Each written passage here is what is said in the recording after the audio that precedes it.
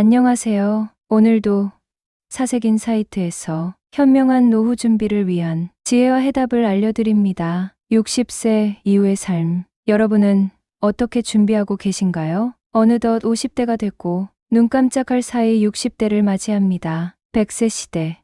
노년의 삶은 더 이상 막연한 미래가 아닙니다. 하지만 많은 분들이 준비 없이 이 시기를 맞아 혼란을 겪곤 하죠. 노년은 단순히 나이 들고 쉬는 시간이 아닙니다. 오히려 우리 삶의 새로운 장을 여는 시작입니다. 이 시기를 어떻게 준비하느냐에 따라 남은 인생의 질이 완전히 달라질 수 있다는 사실 알고 계셨나요? 오늘 영상에서는 그 새로운 시작을 위해 꼭 알아야 할 핵심 요인들, 그리고 60대에 접어들었다면 반드시 실천해야 할 구체적인 방법들을 이야기해 보려 합니다. 마지막까지 함께 하신다면 여러분의 노년이 훨씬 더 의미 있고 빛나는 시간으로 바뀔 거예요. 준비되셨나요? 구독과 좋아요는 영상 제작에 큰 힘이 됩니다. 그럼 시작해 보겠습니다.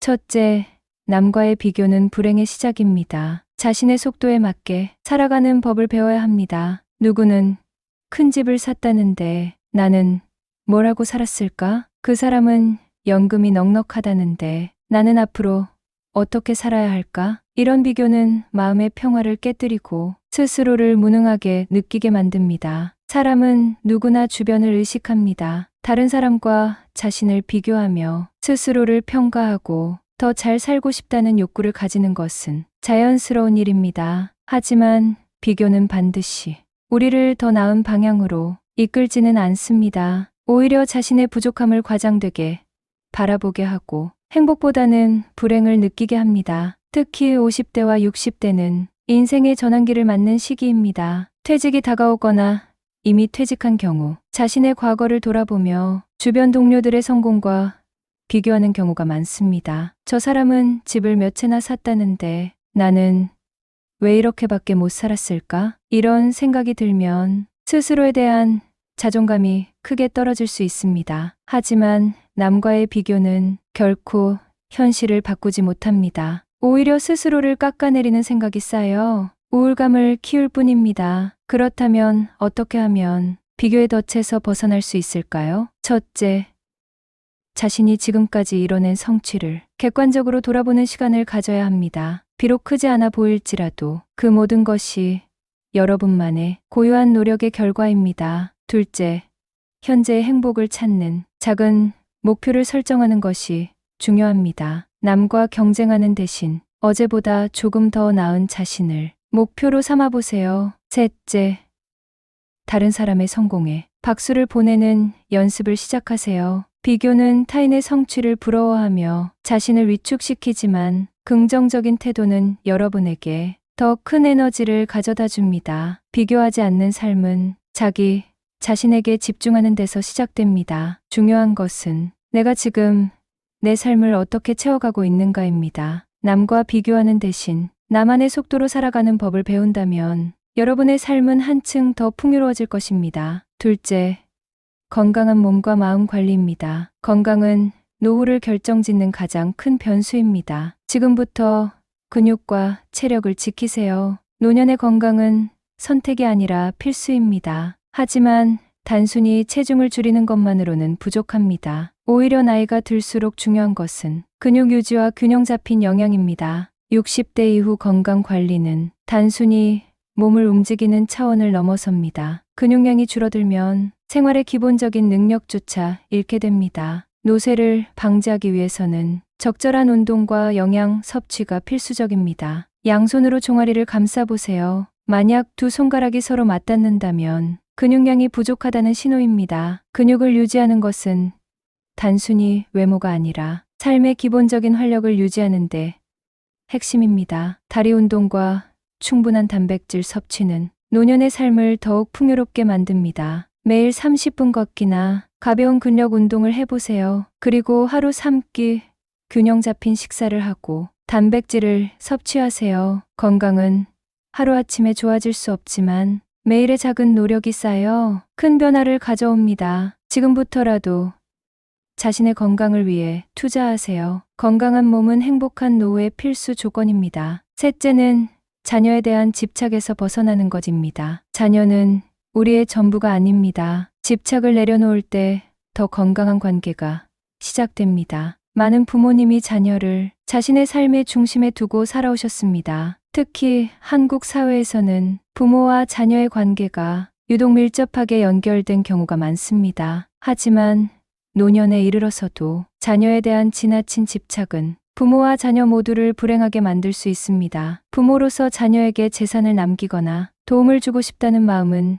자연스러운 일입니다. 그러나 내가 아니면 자식이 힘들어진다는 생각이 지나치면 자신을 희생하며 삶의 질을 낮추는 선택을 하게 됩니다. 자녀와의 건강한 관계를 위해서는 기대를 버리는 연습이 필요합니다. 자신이 가진 자산을 자녀에게 남길 생각보다 지금 자신의 삶을 위해 어떻게 사용할지를 고민해야 합니다. 또한 자녀와 부양에 대한 현실적인 대화를 나누는 것도 중요합니다. 언제부터는 자녀가 부모를 부양해야 한다는 명확한 기준을 세우고 가능한 자산은 연금으로 전환해 독립적인 노후를 준비하세요. 재산은 연금으로 전환하여 본인의 삶을 안정적으로 유지하는 데 사용하고 자녀에게는 정서적 지지와 격려를 아끼지 않으면서도 적당한 거리를 유지하세요. 자녀를 사랑한다면 집착보다는 적당한 거리를 두는 법을 배워야 합니다. 그 거리가 오히려 부모와 자녀 간의 관계를 더욱 건강하게 만들어줍니다. 마지막 네 번째는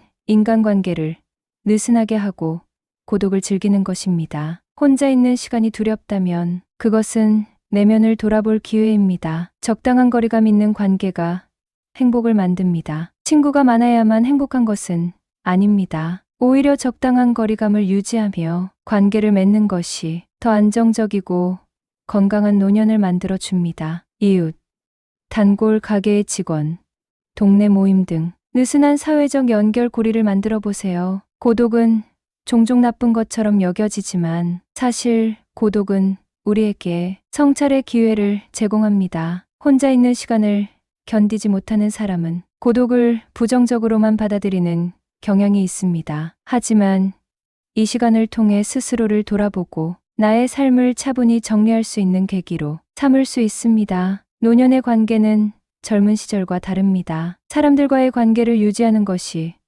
중요하지만 지나치게 얽히는 관계는 오히려 스트레스가 될 수 있습니다. 적당한 거리감을 유지하며 서로를 존중하는 관계는 우리를 외롭지 않게 하면서도 마음의 평화를 제공합니다. 혼자 있는 시간이 많다고 해서 외로움을 느끼기보다는 그 시간에 자신을 돌아보고 독서나 반려식물을 기르며 좋아하는 취미 활동에 몰두해보는 것도 좋습니다. 반려견과 산책하거나 동네 아이들의 뛰노는 모습을 지켜보는 등 작은 사회적 접점은 우리의 삶을 풍요롭게 만듭니다. 이런 소소한 활동이 주는 즐거움은 우리의 고독을 달래줄 뿐만 아니라 삶의 의미를 새롭게 느끼게 해줍니다. 여러분, 60세 이후에는 더 이상 잃을 것이 많지 않다고 생각할 수 있지만 사실 가장 소중한 것들은 이미 갖고 있거나 가까이에 있습니다. 가족과의 따뜻한 시간, 친구들과의 소소한 만남, 그리고